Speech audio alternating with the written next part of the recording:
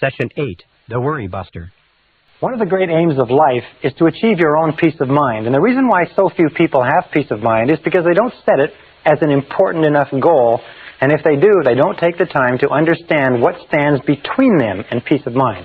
Now, we talked earlier about one of the major obstacles, or major pairs of obstacles, are negative habit patterns. The fear of failure, the fear of rejection. Those rob us of an enormous amount of peace of mind. We also talked about feelings of guilt, feelings of inadequacy, feelings of worthlessness, feelings of undeservingness, and so on. They also rob us of peace of mind. And I want to talk in this session about the last, if you like, key to this discussion on negative emotions, what we call negative imagination. Now, the word negative imagination comes from an extensive body of literature that was written at the beginning of the century, but they found that negative imagination is something that we create in ourselves that causes us an enormous amount of stress and distress, if you like. Negative imagination creates fear. And one of the best definitions of fear that I've seen lately is what is called fantasized experiences appearing real. Fantasized experiences appearing real. In other words, these are experiences which we create in our minds and our imaginations, and we dwell upon them, and the more we dwell upon them, the more real they become to us. It's like I have 3 little children, and if I let them watch a scary movie, even if they insist upon it, they begin to feel that there are scary creatures under their beds and in their cupboards and so on. Is these fantasized experiences become real, and at one time, with little Michael, we couldn't get him to sleep in his bedroom at all because he was convinced that there were monsters in there. What do we call negative imagination? Well, another word for it is worry. Worry is a sustained form of fear caused by indecision. Worry is a sustained form of fear caused by indecision. Now, what does that mean? It means that when we make decisions, we do away with worry. A study was done some years ago where many thousands of people were surveyed and asked what were they worrying about at the current time. And they accumulated it all up, and they found this is what people worry about. 40% of the worries that people had were things that never happened. When they went back later, they found that the things they were worried about would never happen. They were going to be late, or they'd lose a job, or they wouldn't work out on a date or a relationship. The next figure, 30%, were things that were in the past, that had already happened and nothing could be done about. There were 12% of worries were worries about health. In most cases, needless worries. The thought that they had a pain or an illness or an ailment or something else that didn't turn out to be true. 10% of the things people worried about were petty worries. They were worried about whether or not they had enough change in the parking meter, whether or not someone would phone them. And really irrelevant worries. Only 8% of the worries were about anything substantial at all. And of those 8%, half, or 4%, were totally outside the control of the person.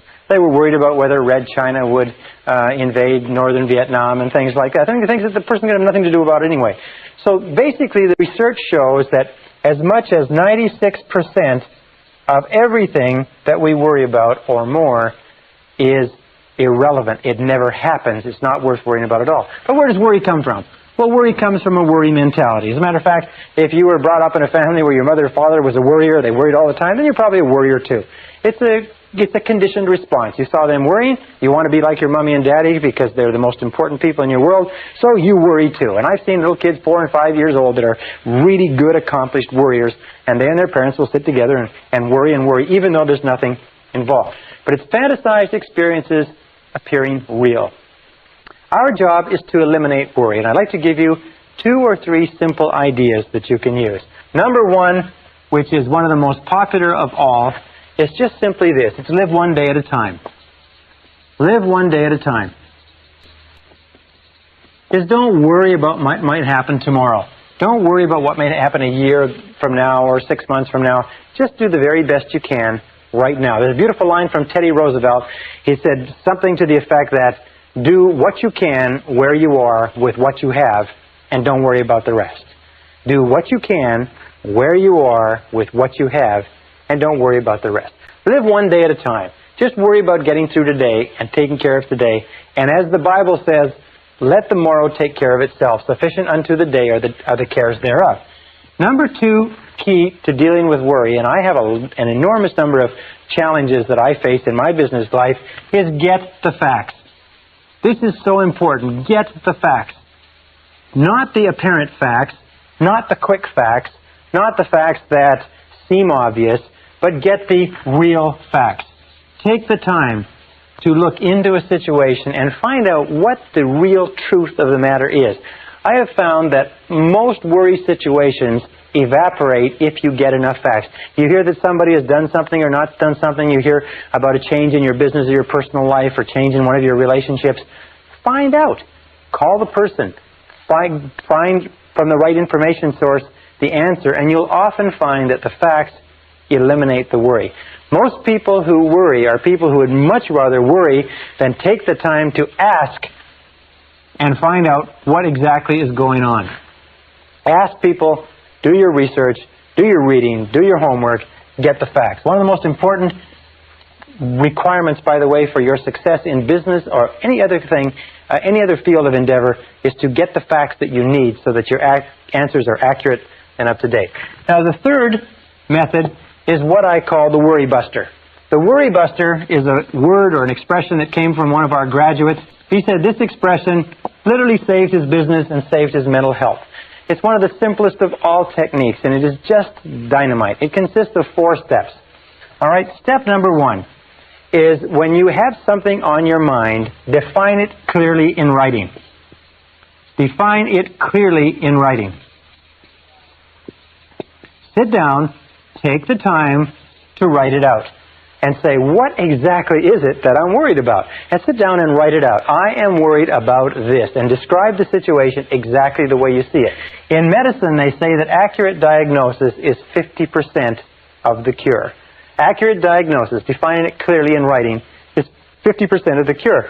Now, an important point here is sometimes when you have what seems to be an overwhelming problem, you have more than one problem. You have what is called a cluster situation, where you have 2 or 3 or 4 problems all together.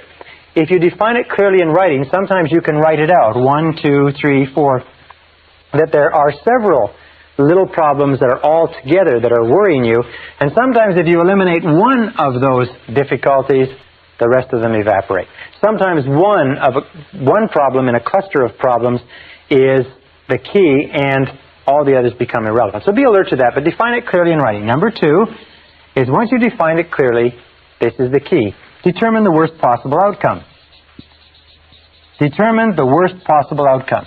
In other words, ask yourself, what is the worst possible thing that could happen as a result of this situation?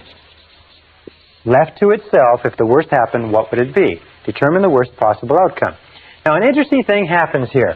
We find that in worry, we are not worried or stressed by the event. An event does not trouble us. What troubles us is anticipation of an event, and the resistance that we put up psychologically, wishing, hoping, praying that it doesn't take place.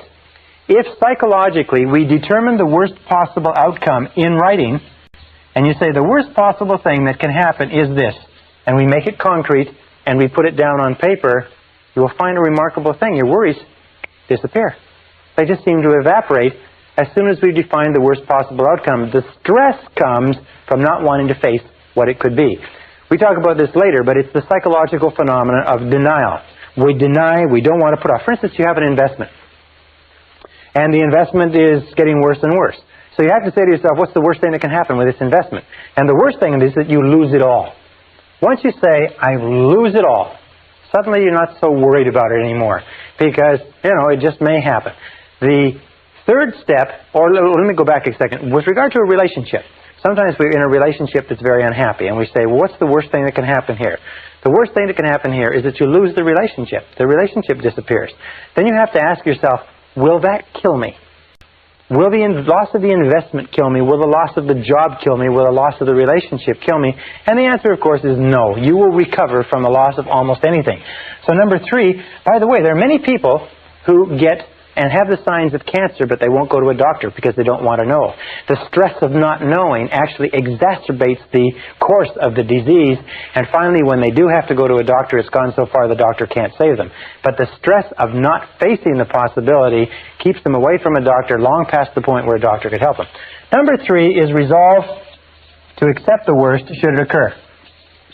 Resolve to accept the worst should it occur.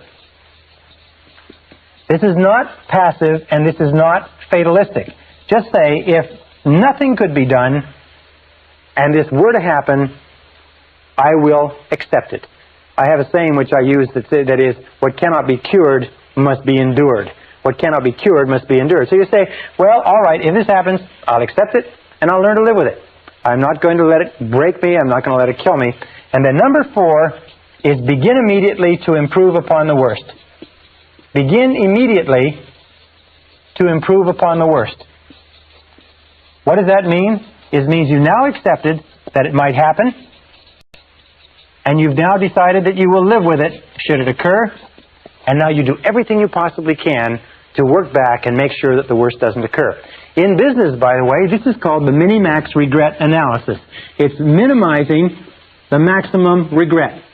In other words, it's saying, what is the worst thing that can happen and how can I minimize that maximum regret? This minimax technique is a tremendous technique because it clears your mind considerably. And one of the best ways to use it is this really neat method. Take a piece of paper, draw a line down the center and a line across the top, and then work down the page. And right on this side, write WPO. Right on this page, your definition. In other words, this is a clear definition of what's bothering you. On the top of this page, you write WPO, worst possible outcome. And then you write 1, and you say, I'm worried about this. And you write it out clearly, and then you write 1, you say the worst possible outcome is this. 2, I'm worried about this. 2, worst possible outcome is this. And so on. You'll find that every single time you do this, the problem just evaporates. And most, not all of course, but most of the stress or strain disappears. Your mind goes clear, and with a clear mind, you can then deal with it effectively. Now, the final point with regard to this whole idea of worry and negative imagination is, what is the antidote? What is the antidote to worry? What do you think it is? Well, it's simply this. It is purposeful action. The only real antidote to worry is purposeful action. Everything that gets you to the point where you can take purposeful action, where you can move, and as Shakespeare says, take arms against the sea of troubles, and by so doing end them, anything that gets you to the point where you can take purposeful action will eliminate the worry. Why? Because of what we call the law of substitution. You cannot be working on a problem or a situation and thinking and acting purposefully to resolve it and still worry about it simultaneously. Worry almost always comes when you have too much time on your hands. Worry is a form of negative goal setting. Remember we talked about the law of concentration? It says whatever you dwell upon grows. Well, whenever you have a worry situation, what do you find yourself doing? What you find yourself doing is thinking about, talking about, dwelling upon, vividly imagining exactly what you don't want. By the law of expectation, it says whatever you expect will come into your life. That which I greatly feared has come upon me, is what it says in the book of Job.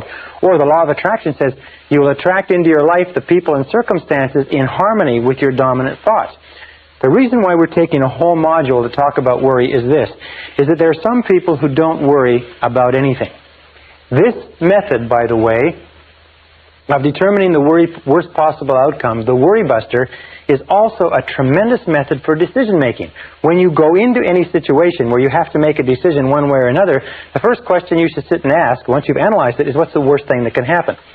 I remember the great J. Paul Getty, who at one time was one of the richest men in the world, said that this method of determining the worst possible downside was used by him as a decision-making method into every business deal he went to. What he went into, what he would do is he would say, no, what's the worst thing that can happen? And then he would make sure that the worst didn't happen. So make the decision right now that you're going to eliminate worry, fantasized experiences appearing real, that you're going to accept the worst possible outcome should it occur, and now get busy, do everything humanly possible to take constructive action to eliminate the worry situation and do away with it.